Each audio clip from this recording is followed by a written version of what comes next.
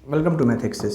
तो आज का जो वीडियो है आप सभी आईसीएसई क्लास 10 2024 बोर्ड एग्जाम वाले स्टूडेंट्स के लिए बहुत ज़्यादा इंपॉर्टेंट है, क्योंकि अब देखा जाए तो आपके इंग्लिश लिटरेचर के एग्ज़ाम में सिर्फ और सिर्फ कुछ घंटे का समय बचा है।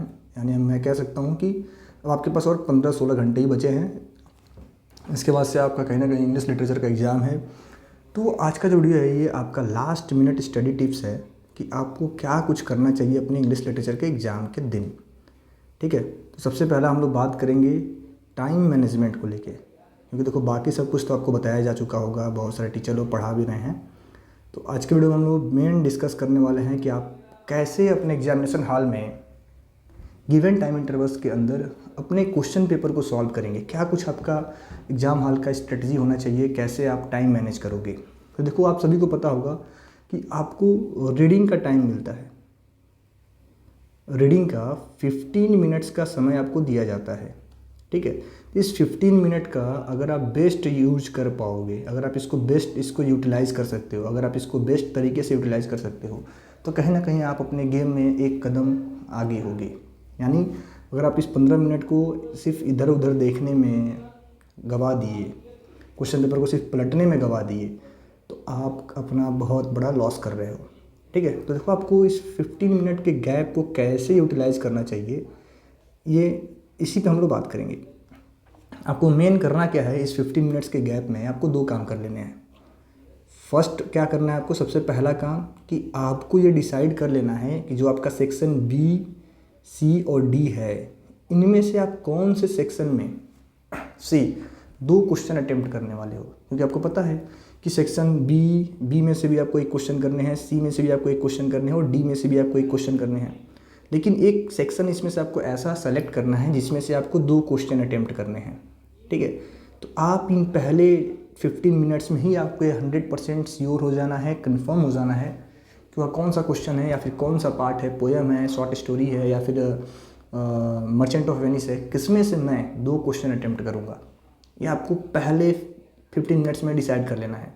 दूसरा काम आपको क्या करना है, आपको सेक्शन ए के सेकेंड वर्क में आपको ये कहूँगा कि आपको सेक्शन ए में जो भी एमसीक्यू दिए गए हैं, अगर आप पहले 5-10 मिनट में सेलेक्ट कर लेते हो अपना, तो जो भी आपका 5 और 10 मिनट बचेगा उनमें आपको सेक्शन ए के जो भी एमसीक्यू दिए गए हैं, क्योंकि देखो एमसीक्यू का क्या है कि आप थोड़ा बहुत पढ़ोगे तो जिनका भी आपको आंसर पता होगा, समझ में आ जाएगा। तो आपको सेक्शन ए में जो 16 हमारे एमसीक्यू दिए जा रहे हैं उनको इन 10 मिनट्स के अंदर आप कोशिश करो कि पढ़ लो एक बार, मैक्सिमम क्वेश्चंस को आप पढ़ लो, उनका आंसर फाइंड आउट कर लो। ठीक है, ताकि जब आप अपना आंसर शीट को लिखना शुरू करो तो आपको बहुत ज़्यादा कुछ सोचना ना हो। ठीक है, अब हम लोग आगे डिस्कस करते हैं कि अब आपका आगे का प्लान क्या होना चाहिए। देखो जैसा आपका टोटल 120 मिनट का समय आपके पास होता है अपने क्वेश्चन पेपर को सॉल्व करने के लिए, 120 मिनट्स। ठीक है, तब इनको हमें कैसे डिवाइड करना है। अब आपके पास सेक्शन ए है, तो जो हमारा सेक्शन ए है, अगर आपने पहले से ही अपने रीडिंग टाइम में ही सेक्शन ए के बहुत सारे क्वेश्चन का आंसर आपको पता चल चुका है, आप क्योंकि एमसीक्यू है तो आप समझ चुके हो, तो आपको 10 to 15 मिनट्स के अंदर बहुत ही अच्छे से सभी सेक्शन ए के क्वेश्चंस का आंसर अपने आंसर सेट में लिख लेना है 10 to 15 मिनट्स के अंदर। ठीक है, क्योंकि अगर आप सेक्शन ए में अपना समय बचाओगे तो ही आप सेक्शन बी के क्वेश्चंस को अच्छे से समय दे सकते हो, क्योंकि वहाँ पे आपको आंसर राइटिंग करनी है। और आप थोड़ा बहुत अगर आप टाइम यहाँ से सेव करके चलोगे तो आप थोड़ा बहुत सेक्शन बी में आपको एक कह लो पॉजिटिव रिस्पांस मिलेगा। आप सेक्शन बी में थोड़ा सा रुक के किसी क्वेश्चन में अगर आपको डाउट है, थोड़ा बहुत आप सोच सकते हो, थोड़ा आपको समय मिल जाएगा। लेकिन अगर आपने सेक्शन ए पे बहुत ज़्यादा समय वेस्ट किया तो फिर तो आपका घाटा होना पक्का है, आप आगे परेशान होने वाले हो। ठीक है, अब अगला काम आपको क्या करना है कि जैसे कि हमें पता है कि हमें इंग्लिश में टोटल 5 क्वेश्चंस अटेम्प्ट करने हैं। सेक्शन ए का एक क्वेश्चन, बाकी सेक्शन बी, सी, डी से एक क्वेश्चन और एक आपका अदर कोई क्वेश्चन, चाहे बी, सी या फिर डी से।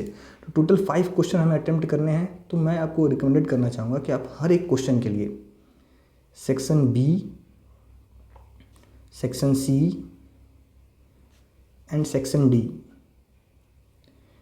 इनके हर एक क्वेश्चन के लिए आपको, क्योंकि इन तीनों सेक्शन से मिला के टोटल आपको 4 क्वेश्चंस अटेम्प्ट करने हैं और हर एक क्वेश्चन में आपको 5 सब पार्ट्स देखने को मिलेंगे, part 1, part 2, part 3, part 4 and part 5। ठीक है, तो मेरा कहना होगा कि आप इन चारों क्वेश्चन को सॉल्व करने के लिए ईच क्वेश्चन को आप 20 मिनट्स का समय देंगे, मैक्सिमम 20 मिनट्स। आप कोशिश करो कि इसके अंदर इसको निपटा देना है 20 मिनट के अंदर। मैक्सिमम आप 20 मिनट का समय दे रहे होंगे।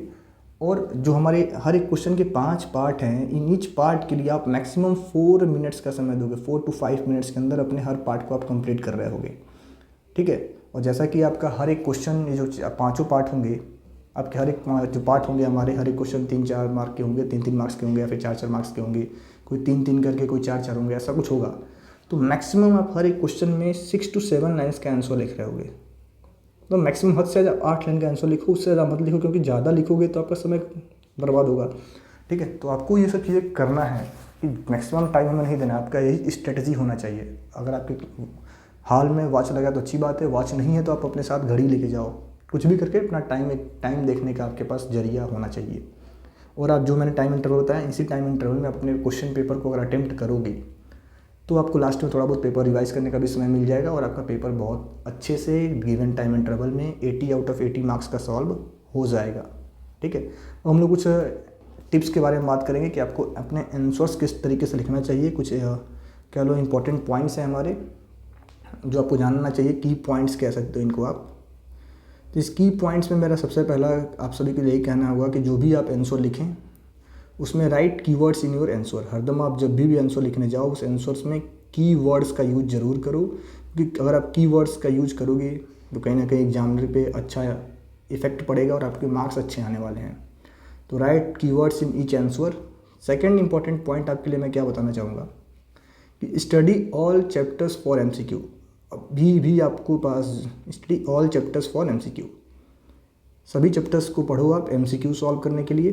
एंड थर्ड इंपॉर्टेंट पॉइंट मैं आपको बताना चाहूँगा कि आंसर ऑल सब पार्ट्स इन ए सीक्वेंस, ठीक है। जो भी सब पार्ट्स हैं, पार्ट 1 है आपका, पार्ट 2 है, पार्ट 3 है, पार्ट 4 है एंड पार्ट 5 है, इनको आप एक सीक्वेंस में इनका आंसर लिखो। जैसे पहले आपने 1 किया तो फिर आप सेकंड करो, फिर आप थर्ड करो, फिर आप फोर्थ करो और देन आप फिफ्थ करो, ठीक है। एक सीक्वेंस में आप लिखो, ठीक है। एंड फोर्थ इंपॉर्टेंट पॉइंट आप सबके लिए होगा कि आप अपने राइटिंग पे थोड़ा फोकस करेंगे। फोकस ऑन योर राइटिंग, देखो जितना अच्छा आप कॉपी लिखोगे उतने अच्छे मार्क्स मिलने के आपके चांसेस रहेंगे। तो ये कुछ एक इंपॉर्टेंट पॉइंट्स हैं जिनको आपको अपने इंग्लिश लिटरेचर के एग्ज़ाम में फॉलो करना चाहिए। बाकी कल के बाद से आपका हिस्ट्री एंड सिविक्स का एग्ज़ाम स्टार्ट होने वाला होगा, तो मैं आपको बताना चाहूँगा कि हिस्ट्री एंड सिविक्स के सभी चैप्टर्स के इंपॉर्टेंट क्वेश्चंस हमारे चैनल पे आपको प्रोवाइड किए जाएंगे। उन क्वेश्चंस को आप ज़रूर सॉल्व करके अपना होने वाले 2024 का बोर्ड एग्ज़ाम आप देने जाएंगे। Thank you.